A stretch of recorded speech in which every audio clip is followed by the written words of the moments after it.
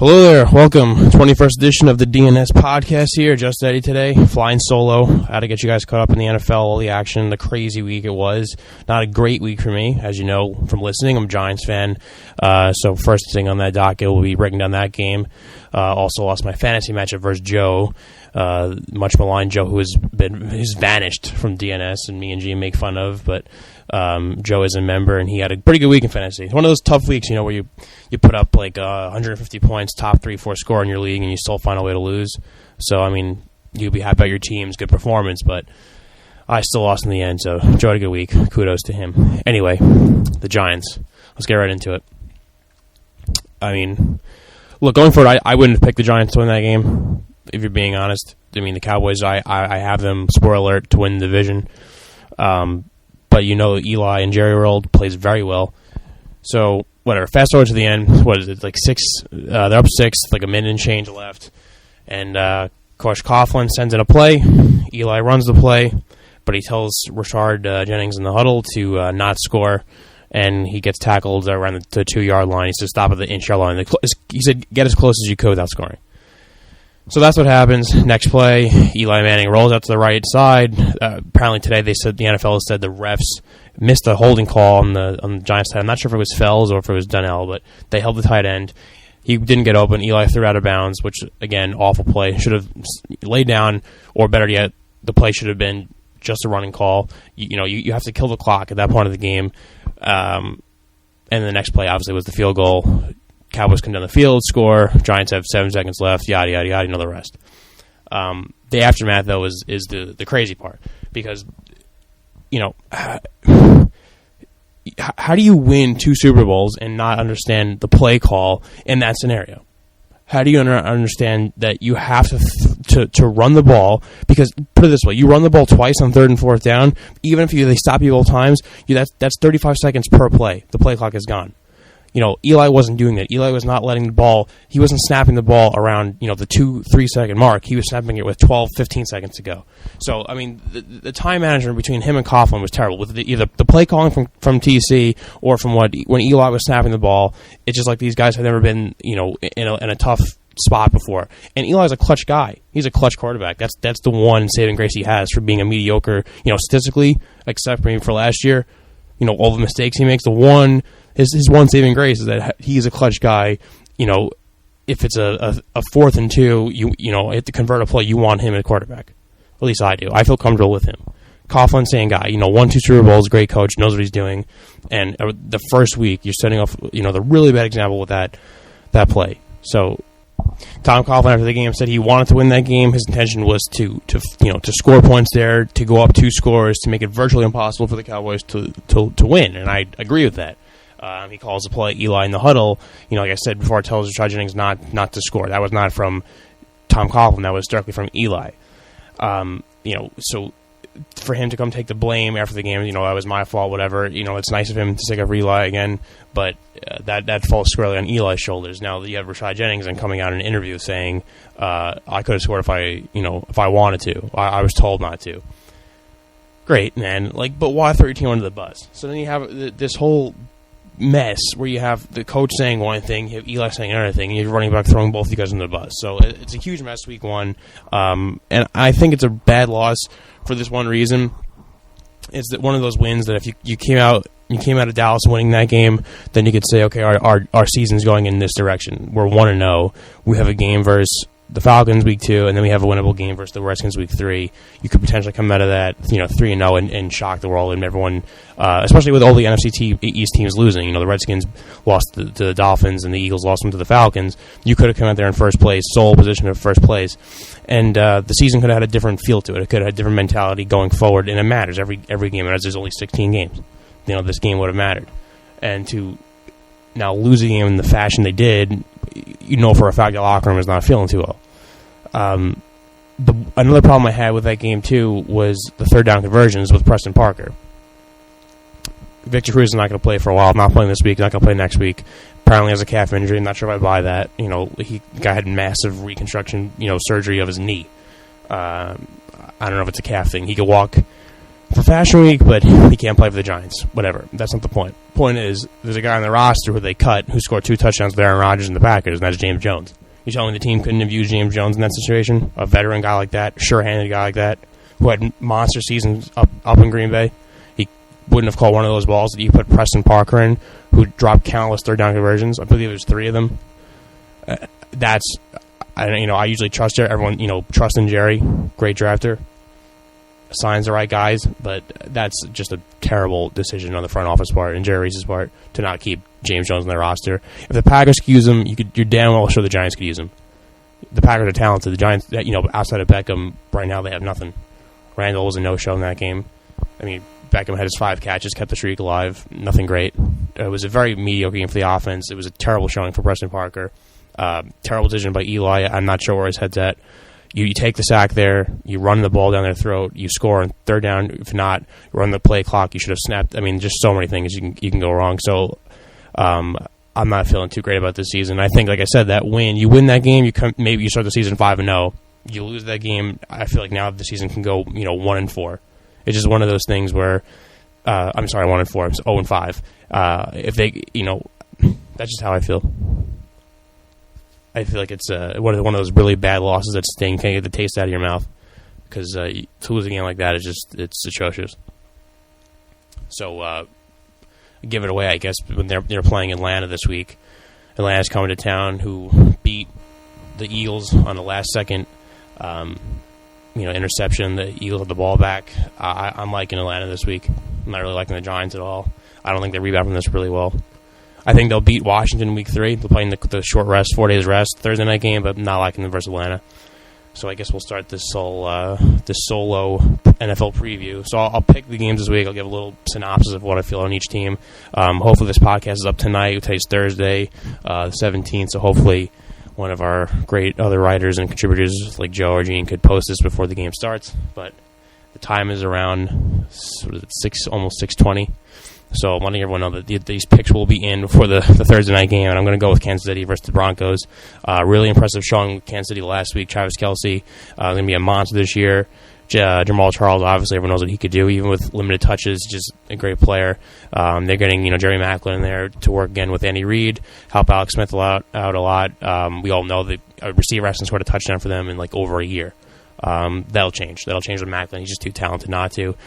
The Denver Bronco Baltimore Raven game was very strange. I mean, everyone, Joe Flacco is not this high volume passer. They're going to win the game with running defense. They have Forsett. That's their bread and butter. Whereas Denver, I guess, is in this transition phase of going from a team with Julius Thomas and having Eric Decker and Demaryius Thomas, and even Wes Welker a couple of years ago. Now it's just down to Demaryius Thomas, Emmanuel Sanders, Julius Thomas gone, Eric Decker gone. They cut Monty Bowles, their second-round pick, a couple of years ago, and they just using C.J. Anderson, who's banged up tonight. He's questionable. Really awful game for Peyton. I mean, like a single-digit fantasy game for him for a quarterback. After seeing how he was the second half of last year and this game with the numb fingers, and his ball just looked like a duck. He's underthrowing guys, overthrowing guys. He was sacked a lot. If I was a Denver Bronco fan, I'd be pretty scared going forward, because it's your season lies with Peyton Manning, and if he's not healthy, I don't think he is, it could be rough. And Kansas City is here to they're here to play. I like San Diego too in the AFC West, and Oakland's not getting any worse. I mean, they're adding players. They had a bad showing week 1, but they have Carr, they have Amari Cooper, they have Latavius Murray. They're building a defense. They're not going to be bad forever. So Denver, I don't know, could be a rough season. A lot of people like them to go to Super Bowl. I think they'll struggle to make the playoffs. So that's my quick little, morbid Denver Bronco news. Going with Kansas City tonight. It'll be a good game, I think, but I like the Chiefs a lot. Next on the list, we have New England versus Buffalo. Everyone loves Buffalo's win last week versus the Colts. It was a popular pick to go, have the Colts come into Ralph Wilson Stadium and beat them up in Orchard Park. They did that. Tyrod Taylor's getting his first real shot under Rex Ryan. Rex is basically doing the same exact method he did with the Jets with Mark Sanchez. A great defense, good run game. Even though McCoy, I think, only had 17 touches, he split time. He got a couple touchdowns poached. He had one callback with a holding. But they're going to use him a lot of different ways. Sammy Watkins didn't even got a catch last week. It was, the Percy Harvin show. They still have guys like Robert Woods as well. So they have, enough mouths to feed up there. I guess their offense, Tyrod Taylor is just smart and handles the ball. It'll be a close game. New England, everyone saw the first game of the year. Tom Brady comes back. They go and beat the Pittsburgh Steelers, although Pittsburgh was really in that game. They did miss 2 field goals. A couple, bad calls, clock management as well in that game. It could have been different. Pittsburgh could have won that game. I think Pittsburgh showed everyone that they're for real. New England, I think, would just keep outscoring Buffalo. Although Buffalo's defense is pretty legit. It's a very good defense, and they gave Andrew Luck a ton of problems. But I just feel like it's just Belichick wants to win this game, wants to stick it to Rex Ryan. I like New England in this game by 10 points, around 10 points score and a field goal maybe. Not a huge gap. I just feel like New England's I'm not sure if Tyrod Taylor is up to the level of scoring as many points as Tom Brady could put up.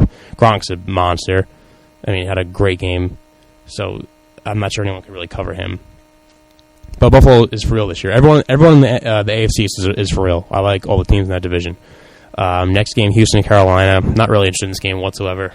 I think Houston's going to win. Carolina's a mess. Didn't really use Greg Olsen. I believe their leading receiver last week was Jericho Cotchery, who hasn't really been a name since the Jets in 2009. But Funchess, they're not even starting. This is their second-round pick. Didn't even use him. It's going to be a long season for Cam. Houston, they're starting Mallett, who they should have started from day one instead of Hoyer. Mallett's a much better player than Brian Hoyer, so they should win this game. Arian Foster's practicing already, which is great news for me as well. I have him in fantasy. So he'll be back and healthy, makes the offense a whole heck of a lot better. They won't give Indy a run for their money for the title of the AFC South, but they'll be maybe seven wins, north of 7 wins, around there. If I had to put a number on it. Next game, we have Arizona and Chicago. Like Arizona a lot this year. Just stinks for them. They're playing a division with the Seahawks. Like them a ton. They should be I think they'll be one of the wild card teams. I like Chicago. I don't like Chicago at all. I like Arizona in this game. Obviously, Chicago. They have Forte. Looks good. Alshon Jeffrey is a legit number one. He could take over for Brandon Marshall leaving. Jay Cutler, just don't trust him. He had a decent game except for the pick at the end versus the Green Bay Packers. Don't think they'll come really close in this game. Arizona has a pretty good overall team. They're pretty sound everywhere. Chicago is going to struggle a lot this year. It's a tough division for them. So not expecting much from them. I mean, they'll be south of 5 wins. Arizona, I think, is around a 10-win team. So going with Arizona big time. In this game, next up we have Cincy and San Diego. San Diego played a weird one last week with the Detroit Lions. Like their offense a lot. Keenan Allen monster game. Melvin Gordon's going to be incorporated in the offense a lot. Danny Woodhead. They're going to get Antonio Gates back from suspension. So a lot of things to look forward to for them. If you're a fan of the team, Cincy as well. Tyler Eifert monster game for the Bengals. They have the 2 running back system with Hill and Gio Bernard. Andy Dalton has a lot of weapons with A.J. Green as well, so it makes him look like a better quarterback than he really is. The problem is with the Bengals as well is they're playing a tough division with the Steelers and the Ravens, who I definitely like the Steelers more. I think the Ravens and Baltimore will be neck and neck the whole year. But in this game, I'm actually going to go with San Diego. I think they have a lot of firepower. I just don't trust Andy Dalton to be totally mistake-free, and I think Phil Rivers he does force the ball once in a while, but they do have a lot of weapons there. I just feel like it's a game San Diego will just somehow find a way to win. It'll be kind of close. Also very high scoring. Next one up, probably the worst game of the week. Cleveland versus Tennessee. Manziel should be starting. I think McCown's banged up versus Marcus Mariota, who had a phenomenal first game of his rookie career. 4 touchdowns, beat up on Jameis. I'm going to go with Tennessee in this game just because I think that simple reason. Mariota makes way less mistakes than Johnny Manziel does. Manziel fumbled the football all game versus the Jets. Not as many weapons there. Tennessee at least has guys like Kendall Wright.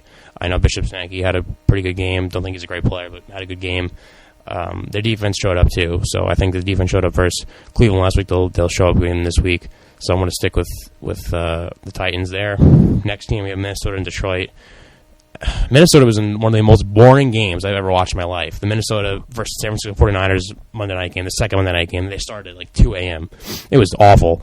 Everyone was high in Minnesota for, potentially wild card spot. I don't really buy it. Everyone said Peterson will come back, potential MVP.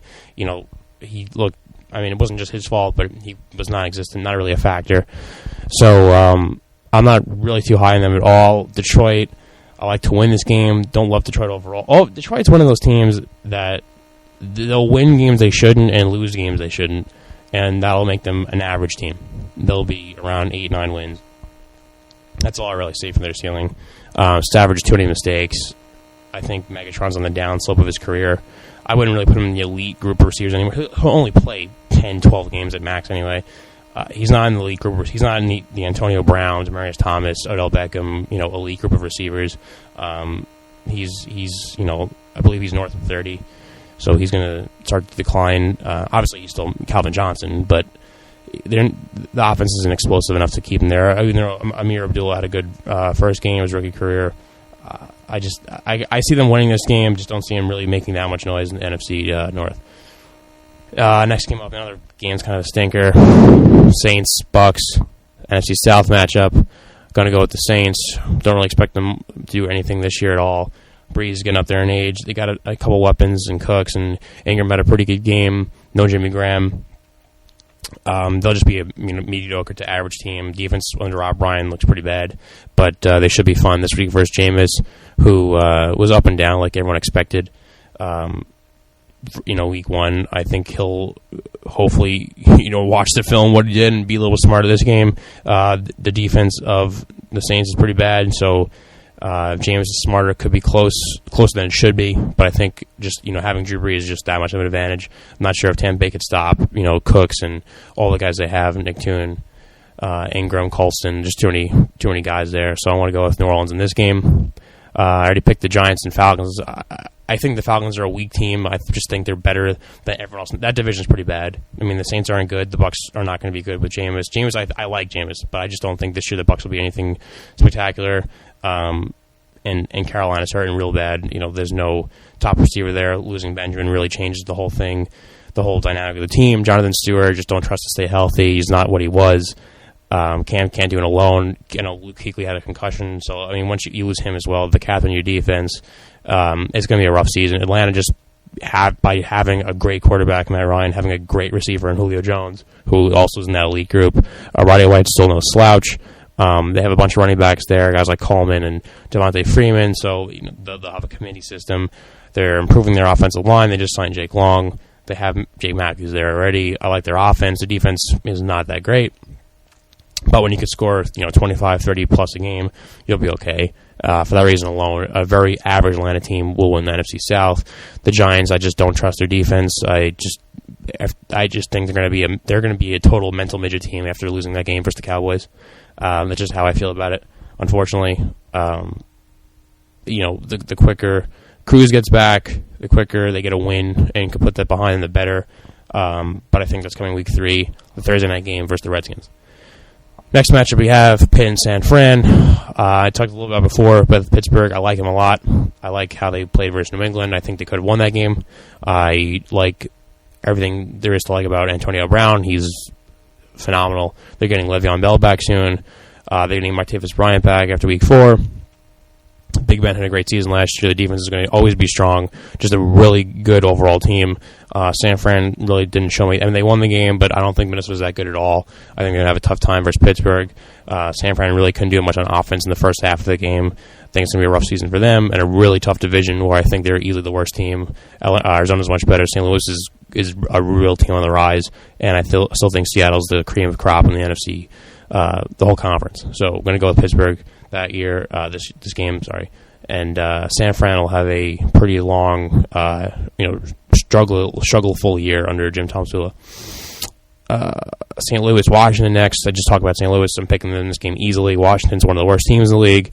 Terrible decision to not start Robert Griffin III and starting Kirk Cousins. We did the podcast a couple weeks back on Griffin. How I said Griffin should go to the Jets. I'm a big fan of RG3. I still think he has a lot of talent, and I still think they're making a huge mistake here because the regime.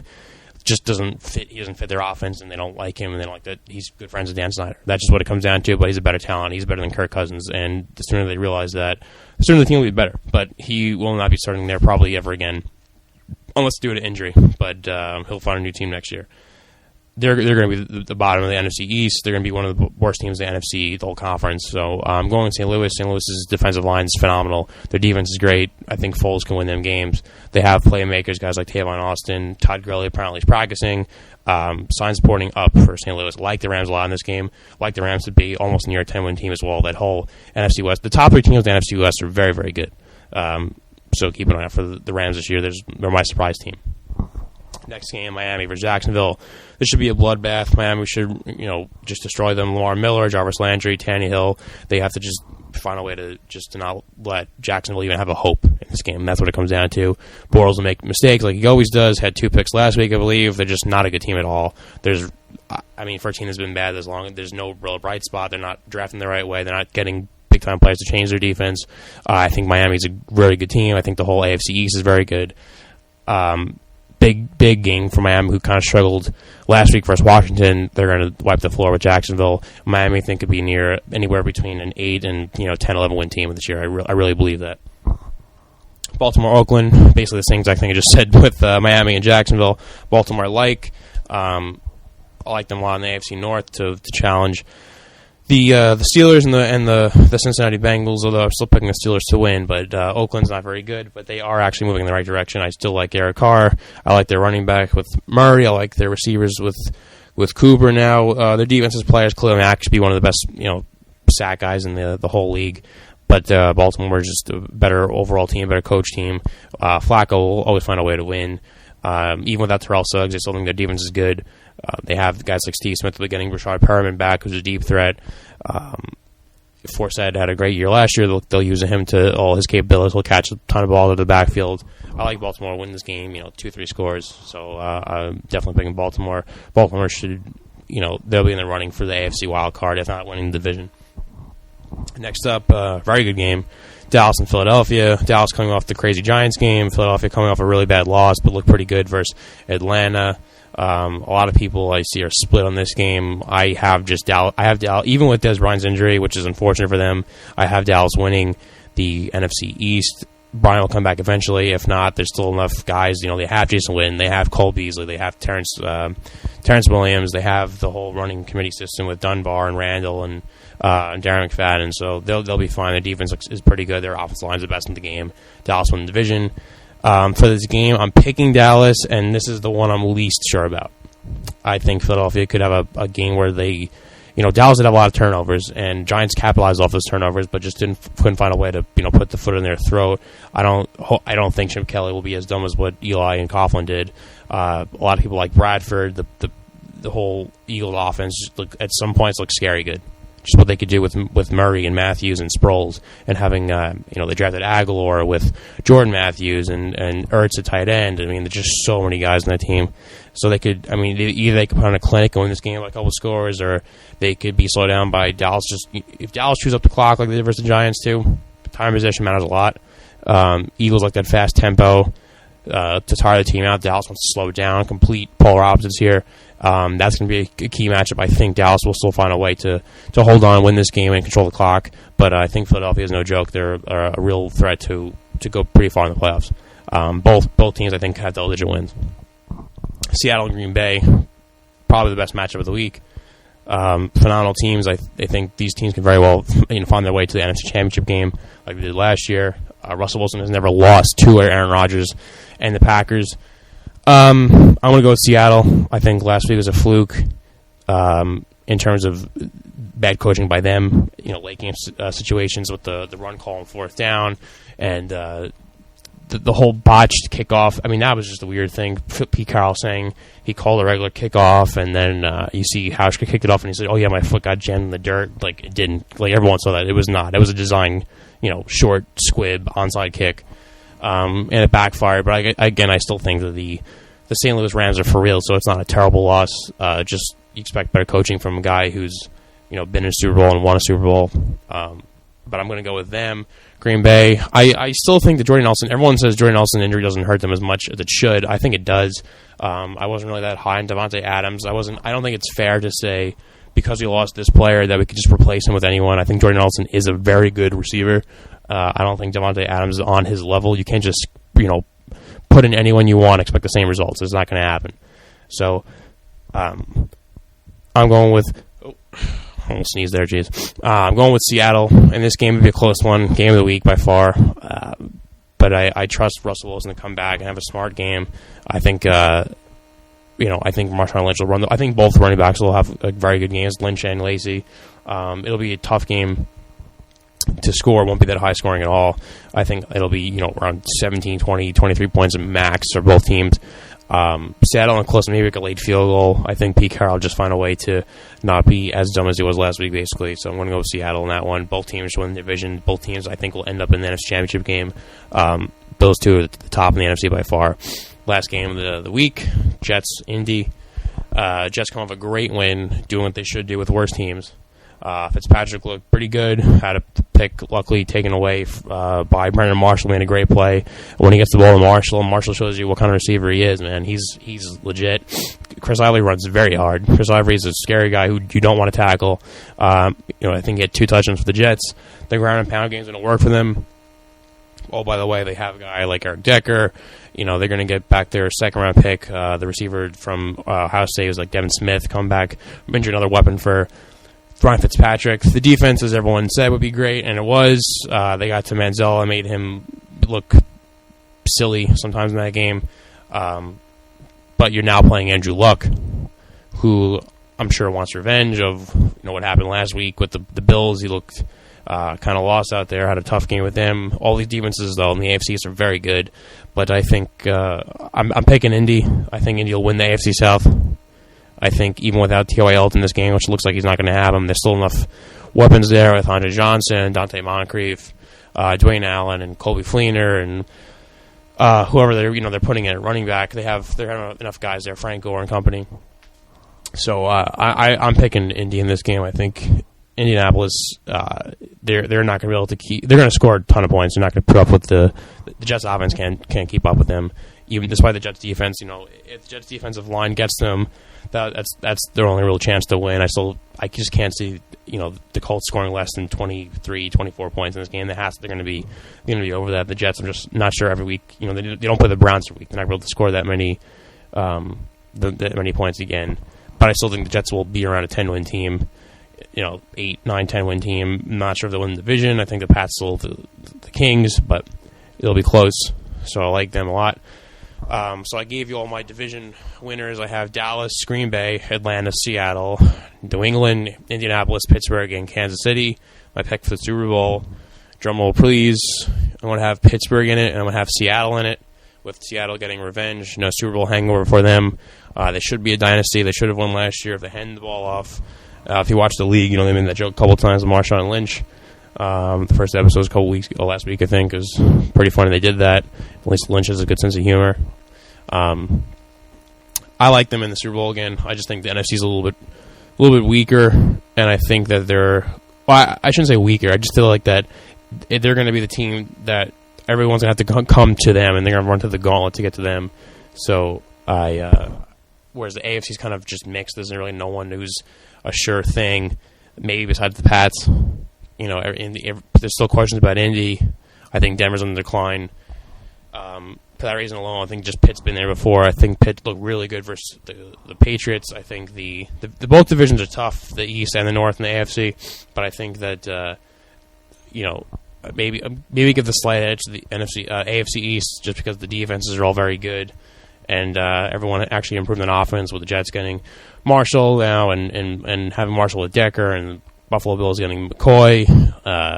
The Dolphins have Jarvis Landry's a legit receiver now, adding Ndamukong Suh. Their defense is great. So I think a little bit harder division. I think Pittsburgh should handle it pretty well. I think they're going to have a good game this week. So I like Pittsburgh. I like them versus Seattle. I think they'll just find a way to beat New England. Their win was a fluke win last year. Obviously, they made the Super Bowl, but I just can't see them repeating. But Seattle could have been a dynasty, and bad play calls screw that up, but they'll find a way to get back here before things get really serious for them, because I know a lot of their defenses, they have a problem with Cam Chancellor, a lot of guys have to resign, not much cap space left, but I think they'll find a way back to the promised land. So anyway, that's your quick NFL preview. Picked all the games to you, give a little synopsis of what I felt in each team.